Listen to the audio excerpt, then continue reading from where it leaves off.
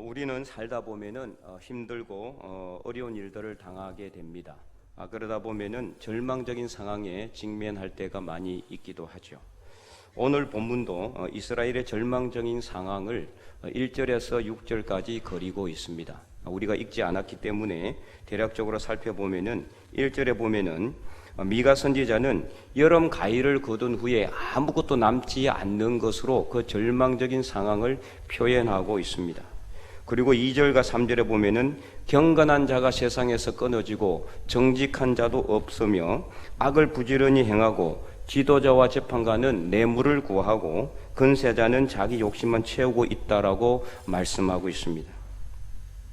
또 4절에 보면은 가장 선한 자도 가시와 같고 정직한 자도 찔레 울타리보다 더하니 형벌의 날이 임하였다, 이렇게 고발하고 있습니다. 특별히 5절에 보면은 이웃을 믿지를 말고 친구는 의심을 하고 같이 살고 있는 아내에게도 아무런 말을 하지 말라고 경고하고 있습니다. 그래서 6절에는 자녀들조차도 부모를 멸시하고 적대하는 그런 절망적인 상황을 표현하고 있습니다.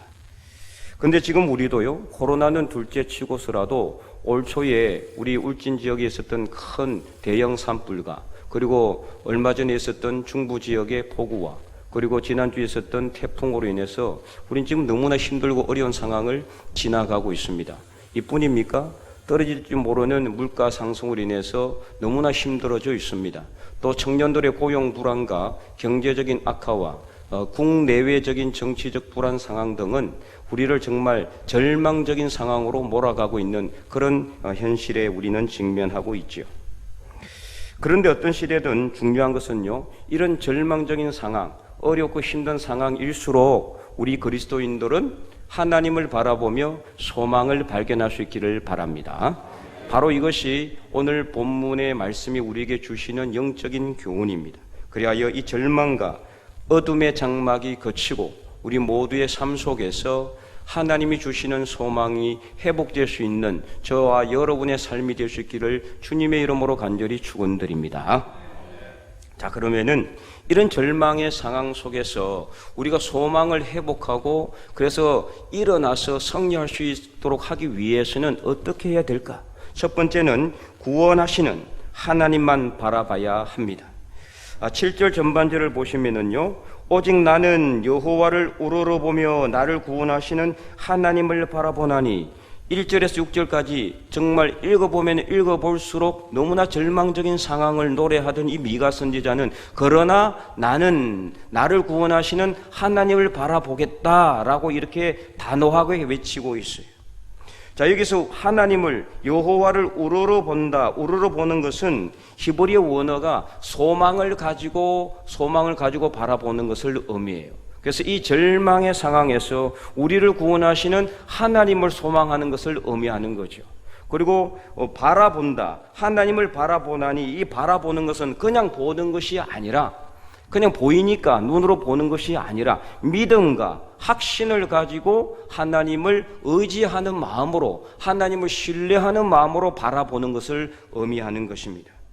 이처럼 우리가 믿음과 확신을 가지고 우리를 구원하실 하나님을 소망의 눈으로 바라보며 기다릴 때 하나님께서는 어떻게 하시겠다라고 말씀하고 있습니까? 우리 7절 후반절을 다 함께 읽어보도록 하겠습니다. 나의 하나님이 나에게 귀를 기울이시리로다. 아멘. 우리 하나님께서 우리에게 귀를 기울이신다라는 거예요. 자, 이 귀를 기울이신다라는 것은요, 그냥 하나님께서 우리가 하는 소리를 듣고 그냥 끝내는 것이 아니에요. 이거는 우리의 형편을 자세하게 살펴서 우리의 작은 신음 소리에도 응답하시겠다라는 말씀이에요. 그냥 듣기만 하는 것이 아니라는 뜻이죠. 이 같은 상황이 출애굽기 2장에 보면은 잘 표현되어 있어요. 애굽에서 400년 동안 비참한 노예 생활을 하던 이스라엘 백성들이 너무나 힘들고 너무나 고통스러우니까 부르짖었어요. 그 부르짖음이 하나님께 상달이 되었고 하나님께서 그 신음소리를 듣고 응답하셨다라는 거죠. 그래서 출애굽기 2장 23절에 보면 이렇게 기록이 되어 있습니다. 여러 해 후에 애굽 왕은 죽었고 이스라엘 자손은 고된 노동으로 말미암아 탄식하며 부르짖으니 그 고된 노동으로 말미암아 부르짖는 소리가 하나님께 상달된지라. 아멘. 여러 해 후에, 이 말은 당시 애굽의 총리였던 요셉이 죽었어요. 그리고 요셉을 알고 있고, 그리고 요셉이 데리고 왔던 요셉의 가족들, 그러니까 이스라엘 백성들이 애굽에서 살게 된 것을 알고 있는 애굽 왕도 죽었어요. 그리고 이제 요셉도 모르고 이스라엘 백성들이 왜 애굽, 이집트에 살고 있는지를 모르는 왕들이 애굽을 통치하던 때에 이 이스라엘 백성들이 점점 불어나서 번성하기 시작하니까 위협이 된 거죠. 그래서 그것을 막기 위해서 강제 노역을 시켰어요. 그것도 1년, 2년이 아니라 무려 400년 동안 이스라엘 백성들에게 강제 노역을 시켰는데, 그러면 그럴수록 이 이스라엘 백성들은 점점 더 번성하게 된 것이죠.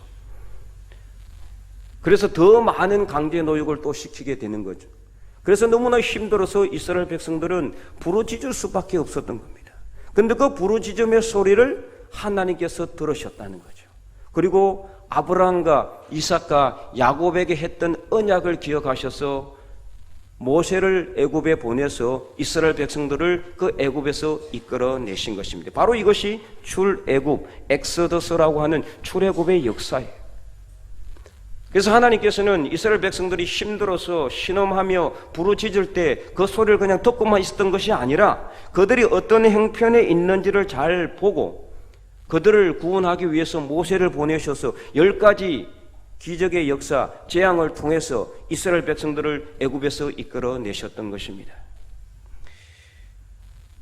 그래서 그 누구보다도 심한 고난을 당했던 다윗도요, 시편 55편 16절 17절을 보면은 그가 정말 너무나 힘들고 어려운 상황 속에서 있었는데도 불구하고 그는 어떤 하나님을 바라보느냐? 구원의 하나님을 바라봅니다. 시편 55편 16절 17절 말씀 이렇게 기록이 되어 있습니다.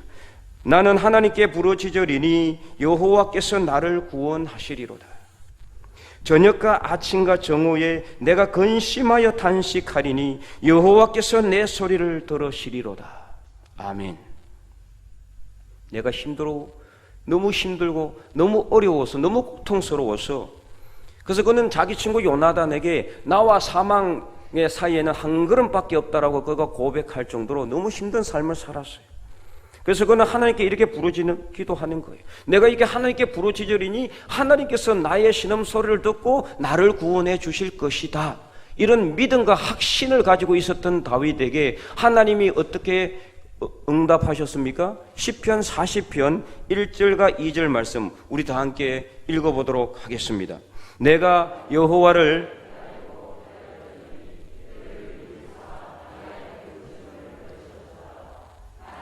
기가 막힐 웅덩이와 수렁에서 끌어올리시고 내 발을 반석 위에 두사 내 걸음을 견고하게 하셨도다. 아멘. 네. 그렇게 믿음과 확신을 가지고 하나님께 부르짖을 때 하나님께서 자기의 신음소리를 다 들으시고 구원하실 것을 믿음과 확신을 가지고 바라봤을 때 그 하나님께서 바로 응답하지는 않았어요. 그럼에도 불구하고 다윗은 믿음과 확신을 가지고 소망의 하나님을 기다리고 바라봤을 때 하나님께서 그를 기가 막힐 웅덩이와 수렁에서 건져주셨다라는 것입니다. 그러므로 사랑하는 성도 여러분, 어떤 상황이라 할지라도 하나님께서 우리를 구원하실 것이라는 분명한 믿음과 확신을 가지고 소망의 하나님을 바라보며 기다릴 수 있기를 바랍니다. 그럴 때 하나님께서는요, 분명히 우리의 작은 신음소리에도 다 응답하여 주실 줄 믿으시기 바랍니다. 절망과 죽음의 자리를 할지라도 우리에게는 구원의 하나님이 있습니다. 우리를 구원하시고 우리를 건져주실 하나님이 우리에게는 있습니다. 지금 우리 형편이 많이 힘들 수도 있어요. 그러나 오늘 본문의 미가 선지자의 고백처럼 또 다윗의 고백처럼 믿음과 확신을 가지고 하나님을 바라봄으로 기가 막힌 웅덩이와 수렁에서 우리를 구원하시고 건지시는 하나님을 만나는 저와 여러분이 될 수 있기를 간절히 축원드립니다.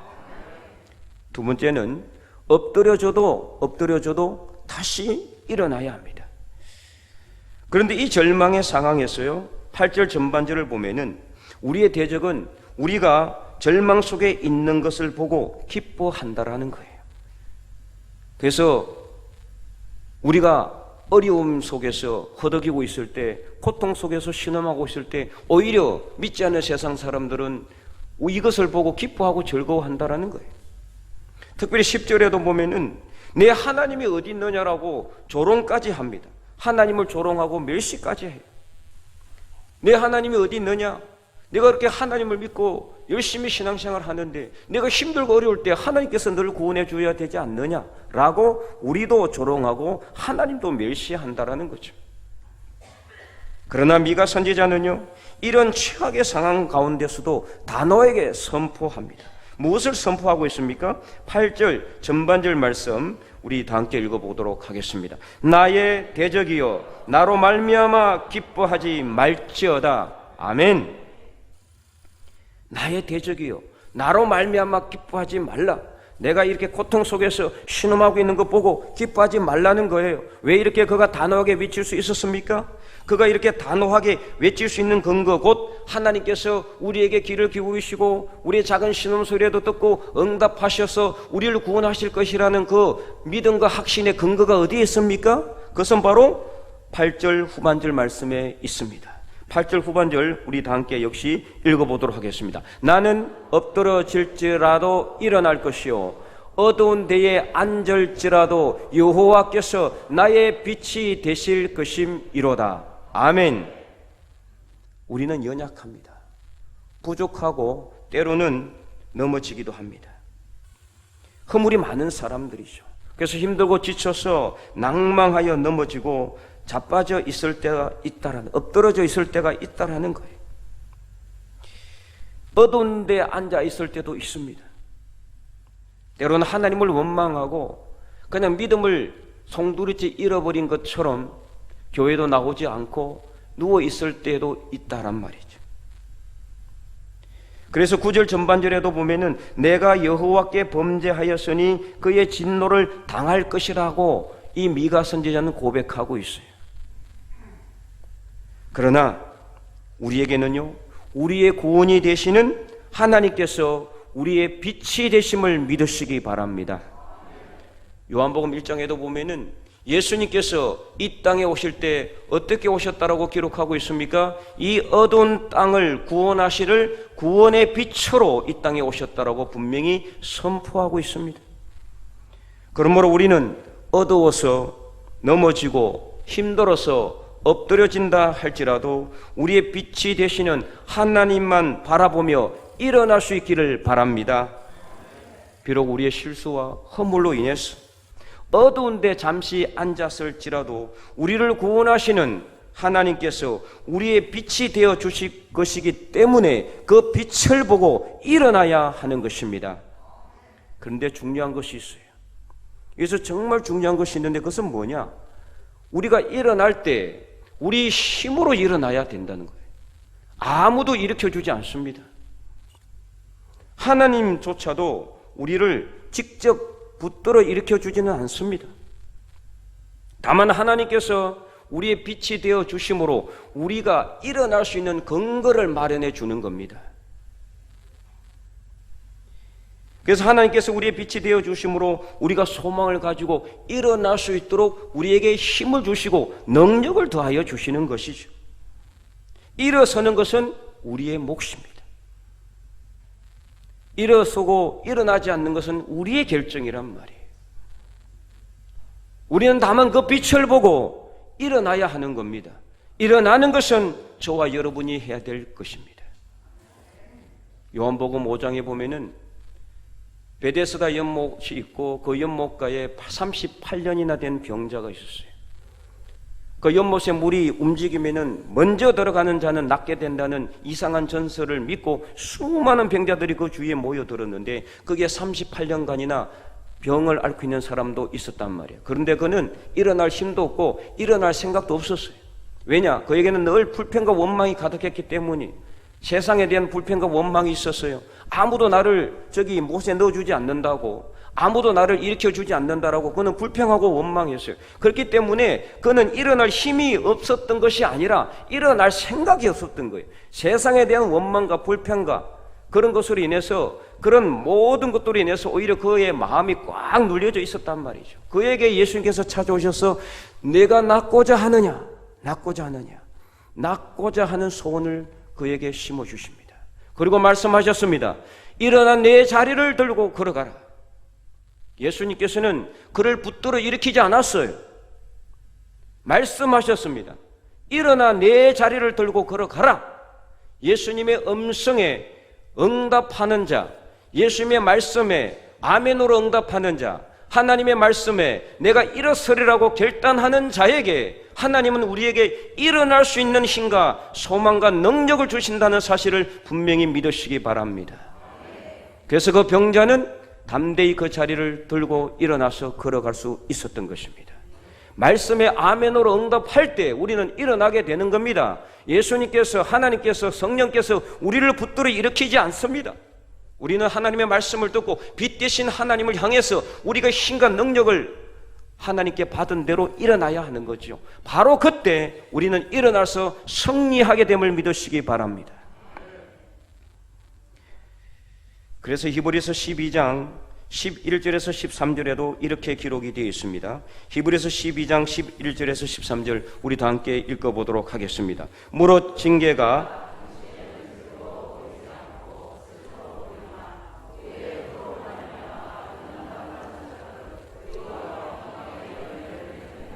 그러므로 피곤한 손과 연약한 무릎을 이렇게 세우고 너희 발을 위하여 곧은 길을 만들어 저는 다리로 하여금 어그러지지 않고 고침을 받게 하라. 아멘.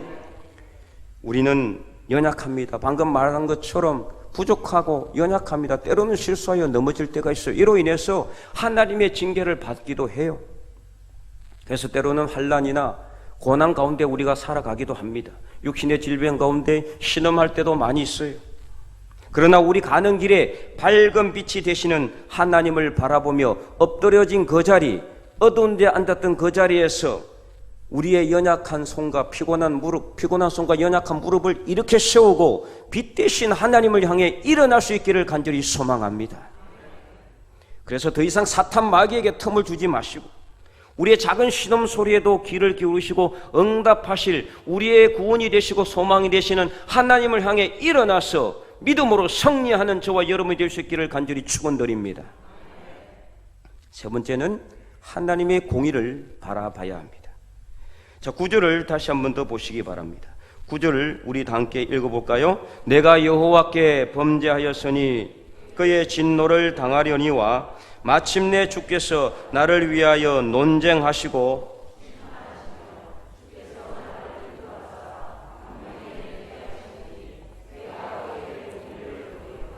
아멘. 자, 여기서 우리는 하나님의 공의가 무엇인지를 정확하게 알 수가 있어요. 방금도 우리가 말씀드렸지만, 제가 말씀드렸지만 우리는 연약하고 실수하고 때로는 넘어지고 이로 인해서 하나님의 징계를 받기도 하고 그 범죄해서 넘어질 때가 많아요. 완벽한 사람이 아니잖아요. 완전한 사람이라면 우리가 하나님이 필요하겠습니까? 하나님이 우리를 구원할 필요도 없지요. 완벽하고 완전하여 전혀 죄를 짓지 않는 그런 사람이라면, 실수 하나도 하지 않는 사람이라면 우리에게 왜 하나님 필요하겠어요? 우리가 부족하니까, 연약하니까, 그래서 실수할 때도 많으니까, 때로는 범죄해서 어두운 데 앉는 경우도 있기 때문에 우리에게는 구원 되시는 하나님이 필요한 거고 하나님이 우리를 구원하시는 것입니다. 그런데 우리가 범죄하면 어떻게 됩니까? 하나님의 진노를 당하는 것은 당연한 거예요. 그렇기 때문에 선지자도 미가 선지자도 이를 겸허하게 인정하고 있잖아요. 9절 내가 여호와께 범죄하였으니 그의 진노를 당하려니와 겸손하게 그도 이것을 인정하고 있어요. 하지만 하나님께서 우리가 범죄하였다고 필요 없으니까 버리십니까? 그렇지 않습니다. 그렇다면 이스라엘은 진작에 다 사라졌을 것입니다. 이 세상도 마찬가지입니다. 우리도 마찬가지. 오늘 이 자리에 앉아있을 사람 한 사람도 없어요. 이 세상은 벌써 다 멸망하고 사라졌을 것입니다. 그런데 우리는 아직 살아있어요. 이 자리에 앉아서 예배드리고 있습니다. 어떻게 이것이 가능합니까? 바로 9절 후반절 말씀 때문입니다. 우리 9절 후반절 말씀 한 번 더 우리 읽어볼까요? 마침내 주께서 나를 위하여 논쟁하시고 심판하시며 주께서 나를 인도하사 광명에 이르게 하시리니 내가 그의 공의를 보리로다. 아멘. 자, 이는 법정 용어예요. 여러분, 법정을 한번 상상해 보세요. 하나님께서는 재판관이시고 하나님께서 재판관의 자리에 앉아 있어요. 우리는 범죄하여 벌벌벌 떨면서 피고인석에 앉아가지고 고개 푹 숙이고 있습니다. 근데 사탄 마귀가 검사의 자리에 앉아서 우리를 막 참수하고 있어요. 하나님, 저 사람을 보세요. 저 죄인을 보세요. 하나님께서 아들로 자녀로 인정하여 사랑을 주셨는데도 배반하여 범죄해서 저 자리에 앉아있지 않습니까? 저 죄인은 죽어야 됩니다. 이렇게 참수하고 있는 거예요. 빼도 박을 수가 없어요. 이미 범죄한 것이 다 드러났기 때문에 성경에 범죄하고 죄를 지으면 그 결과는 무엇이라고 했습니까? 사망이에요. 죽음이란 말이에요. 그러니까 우리는 죽어야 되는 거죠. 이제 죽음의 길로 갈 수밖에 없는 상황이에요. 다른 길이 없습니다. 그런데 바로 그때 우리를 변호하시는 분이 나타났어요. 그분이 누구냐? 바로 성령 하나님입니다. 성령님의 뜻이, 성령이란 뜻이 그 헬라 뜻이 무엇입니까? 파라클레토스, 보혜사라는 건데, 그래서 우리를 변호하시는 분이란 뜻이에요. 우리를 옹호하시는 분이란 뜻이란 말이에요. 그래서 우리가 연약하고 우리가 힘이 없을 때 우리를 도와주셔서 우리를 변호하시고 우리를 위해서 논쟁하시는 분이 바로 성령 하나님이신 겁니다. 그러므로 성령 하나님께서 나타나셔서 나를 위하여 논쟁하시고 논쟁해 주셨다는 것. 누구랑 논쟁합니까? 사탄 마귀와 논쟁하는 거예요. 그래서 마침내 어떻게 됐습니까? 이기셨다는 거예요. 그래서 결국에는 심판하시며 주께서 나를 인도하셔서 광명에 이르게 하시리니 내가 그의 공의를 보리로다. 아멘. 그런데 여러분 잘 보세요. 지금 이게 법적으로 본다 그러면은 이건 뭔가 문제가 있어요. 그렇잖아요? 우리는 분명히 죄가 있습니다. 죽음의 길을 가야 되는데, 그런데 성령 하나님께서 변호사가 되어 주셔서 사탄 마귀와 논쟁해 가지고 이겼다니 우리가 지었던 죄는 어디로 갔습니까? 죄가 없었던 거예요? 그건 아니거든요. 죄가 있었단 말이에요. 그런데 바로 우리가 지었던 죄로 인해서 우리가 죽어야 되는데 우리 죄를 누군가 대신했다라는 뜻이에요. 누군가 우리가 지어서 우리가 가야 될 죽음의 자리를 누군가 대신 갔단 말이에요. 그분이 누굽니까? 예수 그리스도이십니다. 예수님께서 우리의 죄를 대신 지시고 십자가에 못 박혀 돌아가심으로 우리가 져야 될 죽음의 자리를 예수님께서 대신 지시고 가셨기 때문에 성령 하나님께서 이것을 가지고 사탄 마귀와 논쟁하셨으니 이길 수밖에 없는 거죠. 우리를 대신해서 예수님께서 죽음의 길을 갔기 때문이죠. 그래서 사탄 마귀와 논쟁하여 이기셨으므로 우리는 의의 길로 갈 수 있었고 광명의 길로 갈 수 있었고, 그래서 우리는 이길 수 있는 길을 가게 된 것이 바로 이것이 하나님의 공의라는 것을 미가 선지자는 분명히 선포하고 있는 것입니다. 여러분, 그러므로 하나님의 공의를 바라보시기 바랍니다. 하나님의 공의는 바로 이것입니다. 우리는 범죄하였지만, 그래서 우리가 죽음의 길을 가야 하는데도 불구하고 그 길을 가지 아니하도록 예수님께서 대신 이 땅에 오셔서 우리의 죄를 지시고 십자가에 못 박혀 돌아가셨고 우리는 대신 살아나게 된 것, 바로 이것이 하나님의 공의라고 하니 이게 얼마나 큰 하나님의 은혜입니까? 그래서 우리는 이 하나님의 공의를 바라봐야 한다는 거예요. 성령께서 힘으로 사탄을 몰아붙인 것이 아니라 예수님께서 우리를 대신하여 가신 십자가의 길을 가지고 사탄 마귀와 논쟁하셨기 때문에 우리가 오늘 이 자리에 앉아 있는 것임을 여러분 분명히 믿으시고, 그 하나님의 크신 사랑과 은혜를 생각하며 그것이 바로 하나님의 공의임을 믿으시고, 이제는 그 하나님의 공의를 바라볼 수 있는 저와 여러분이 될 수 있기를 간절히 소망합니다. 그럴 때 10절 말씀에 우리가 절망 가운데 있을 때 너의 하나님이 어디 있느냐라고 조롱하던 자들은 결국 거리의 진흙처럼 밟히게 된다는 것을 우리는 분명히 보게 될 것입니다. 그래서 평생을 대적에게 쫓겼던 다윗도요, 시편 23편 5절에서 이렇게 그는 고백했어요. 주께서 내 원수의 목전에서 내게 상을 차려주시고 기름을 내 머리에 부으셨으니 내 잔이 넘치나이다. 아멘. 주께서 내 원수의 목전에서 내게 상을 차려주시고 기름을 내 머리에 부으셨다라는 것은 내 원수가 보는 데서 다윗을 하나님께서 높이 올리시고 잘되게 하여 주시고 형통한 길로 가게 하여 주시고 평탄한 길을 가게 할 수 있도록 해주셨고 승리하는 길을 가게 해주셨다라는 것을 말씀하고 있는 것입니다. 그러므로 오늘 우리도 하나님의 공의를 바라보시기를 바랍니다. 비록 어두운 데 앉았을지라도, 비록 넘어졌을지라도 하나님의 공의, 우리를 위해서 십자가에 못 박혀 돌아가신 예수 그리스도의 십자가의 공로로 우리는 죽음의 길을 가지 않고 생명의 길, 살아있는 길로 갈 수 있다라는 것을 우리가 믿음과 확신을 가지고 이제는 그 하나님을, 빛 대신 하나님을, 빛 대신 예수 그리스도를 바라볼 수 있기를 바랍니다. 앞으로 더 큰 재앙들과 힘들고 어려운 일들이 우리 앞에 놓여 있을 수도 있어요. 하지만 다윗처럼 오늘 본문의 미가 선지자의 고백처럼 어떠한 행편 가운데서라도 우리를 구원하시는 소망의 하나님을 믿음과 확신을 가지고 바라보며 기다릴 수 있기를 바랍니다. 아무리 힘들고 피곤하고 넘어진다 할지라도 빛 대신 하나님만 바라보며 우리의 피곤한 손과 연약한 무릎을 일으켜 세우고 빛 대신 하나님을 바라보며 담대하게 일어날 수 있기를 바랍니다. 그리하면 하나님께서 우리에게 귀를 기울이셔서 우리의 모든 행편을 살피시고 우리의 작은 신음소리에도 응답하여 주실 줄 믿으시기 바랍니다.